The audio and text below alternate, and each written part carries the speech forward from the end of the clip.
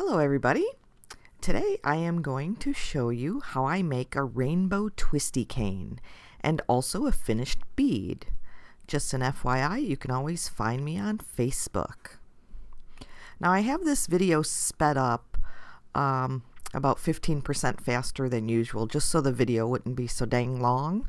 But what I'm doing is I have a mass of glass at the end of a rod, and this is just regular transparent black. And I make a barrel shape on the end. So you have a nice smooth and even surface across your twisty when you pull it out.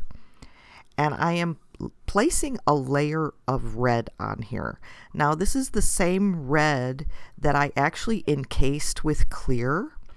It's not really necessary for the black surface, but on a different color surface or the white twisty cane, reds and also greens have a good tendency to bleed. And so the little encasing of clear helps prevent that at least a little bit. And so my red and my green are encased. And then also my purple, I have it's the same cane from the flat cane video that I did. It's that same cane where it's encased in a darker purple just to make a richer color. So what I'm doing is I'm laying down these colors around the barrel shape that I made. And I'm doing the rainbow series. So there's red, there's orange, and now there's yellow. And then it's going to go on to green, blue, and then purple, or violet if you want to call it that. And I'm leaving a space in between. So I want to have some separation between the colors. You don't have to do them this way. You could have made these stripings a little thicker, or maybe 2 stripes of each color, and had them totally butt up against each other. But just to break it up a bit, I'm going to have the black in between. And I also did the same thing. If you see the picture at the beginning and at the end of this video, I did the same thing with a white twisty. So it's the same concept. You can also have different colors if you want. And I had an issue here where this blue was just snapping apart, and I finally got it to not just shatter on me. So I have the little bit deeper blue instead of a aqua blue for this twisty. And then I'm going to lay down the purple.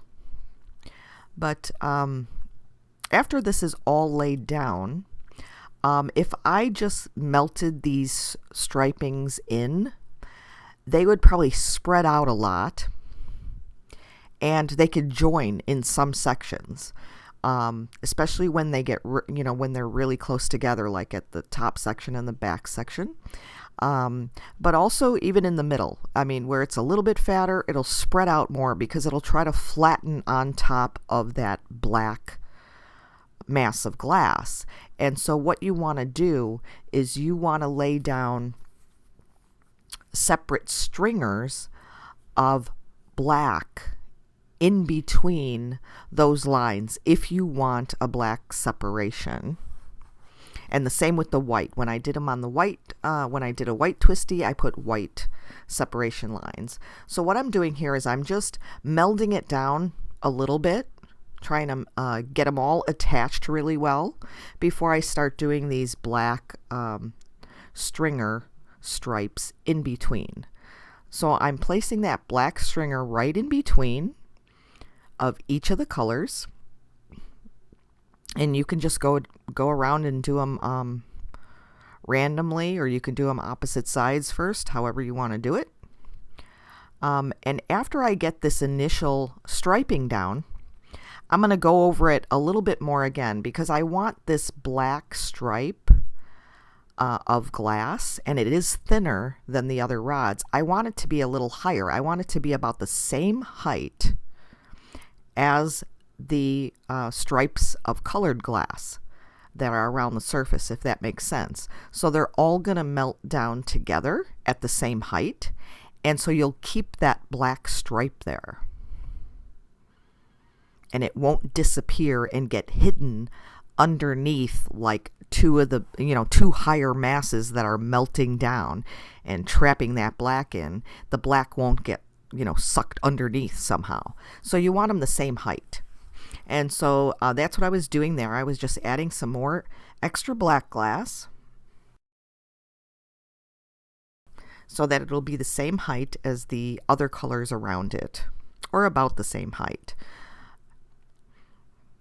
And so then I'm just gonna melt it all down. After I have it all on there, I'm gonna start melting it all down. And when I get to a certain point, when it starts getting like too floppy, which it already is, I guess, or I'm afraid it's gonna get too floppy, I am gonna add another holding rod.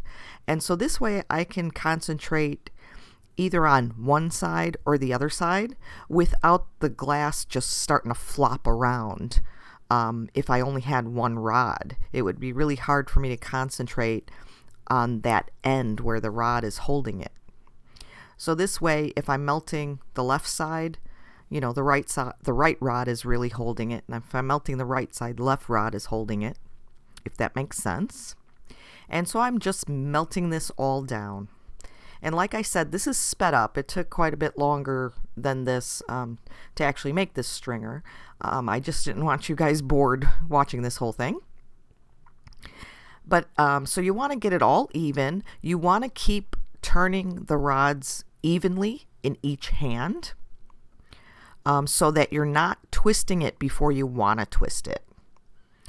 And so here I zoomed out here so that you could see a little bit better, not totally, but a little bit better how my hand's moving. And my other hand is going higher and higher and higher out, and it is also twisting in the opposite direction than my hand that you could see was doing. So I'm twisting both hands in opposite directions, and I'm moving one hand out. I keep one stationary and the other one moves out. And so you get a nice even twist to your stringer. And there's the white one that I did before doing the black one. And I am going to go ahead and make, and I cut off the building this mass here just to make it quicker, but I'm going to make a little twisted bead for you out of this black stringer that I just made. And I'm just going to cut it in half because it's a fairly long twisty cane, just to make it a little more manageable, and I don't need that much of the rod there. And so I have my black mass of glass, and I am just laying this on. I'm not really twisting it because I want the colors to spread out a little bit. If I twisted it, it might be too tight of a twist because my cane is already twisted fairly tight. But if it was looser and you wanted a tighter twist on the surface of your bead, you could twist it while you were laying it down. And I'm just going around the bead, and I'm not touching the twisties. They're separated by the black glass, and so I'm not touching them. And I'm tapering out the end there, and see, they're not touching. I want them to kind of spread out and have a little black in there too, not just solid twisty all the way through. But you could do it that way. You can lay them down, those twists around the bead, right butt up next to each other, and it would be totally twisted colors. And now I'm just going to shape it. And also for these kind of twisties, I could have put this in my Twistie series video. I probably should have put it in my Twistie series video. But you could do the same thing, and it doesn't have to be a rainbow. It could be, just 2 colors or 3 colors. Or you can put 20 colors in there, how many ever colors you can fit around a mass of glass. You could put as many colors as you want.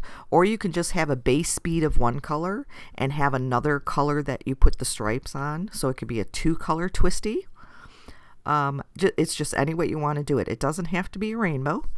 And you can use different colors of glass. Different color purples. You can even put pink in there if you want to put some Rubino pink. You can use darker blues instead of, I used it's a dark aqua. It's darker than regular turquoise though. So it's a more blue of a turquoise. I don't even know what color that was, but you could have a darker blue, a medium blue. So it's all up to you of what you prefer, how many colors and how many stripes you make. And so now I'm just rounding this out into a nice ball. And in this video, it's really hard to see the colors come out because of course the, see, and I'm trying to kind of zoom in and show, but they're really not coming out because of course the red looks black and the orange is a really, really dark gray. It almost looks black also. And the yellow's a grayish color. So a lot of the colors were hard to see in this video. But that's why I have the picture there to help with that.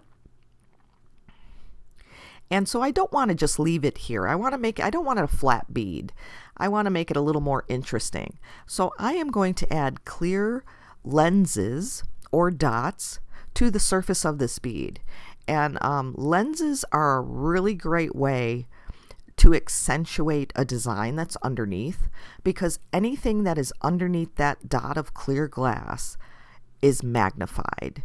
And it really varies. Beads that have like a same even pattern across, if you put a few dots on there, you have automatically these sections where the dots are magnified, and the design underneath just looks that much bigger. And so it gives a little more texture and a little more depth and variance to the design you have on there. So it's a really neat effect if you want to enhance your underlying design, especially in a flat bead, you know, or a flat surface. It's a really great way to do that. And so I'm just adding these lenses around. I added one row. I think there might be 6 dots around. I'm not even sure. 6 or 7? I don't know. And then I'm adding smaller dots around either side. I'm doing it on the top side and I'll do it on the bottom side. And so I'm going to have these lenses where that rainbow cane is magnified. So you're going to see parts that are smaller, the ones that are on the surface of the bead, and then all of a sudden these magnified sections. So it gives it a little more of a unique effect. And so I'm just melting these in. You want to make sure whenever you put raised dots or raised stringer, anything that you have on the surface of your bead, you want to make sure that it's melded in at least halfway, that there's at least a 90-degree angle, if not less than that, between your dot and the surface of the bead. You don't want the dot to curve around underneath and have this gap underneath the round dot between that and the surface of the bead. That's called an undercut, and that can actually make these little dots pop off later on. And so here I slowed down the video a little bit, and I tried to be able to see the stripes, and you could see some of them, but of course the red and the orange are kind of disappeared in there. But just trying to get you to see that before I put it in the kiln. And so there's the bead for you. Thanks so much for watching.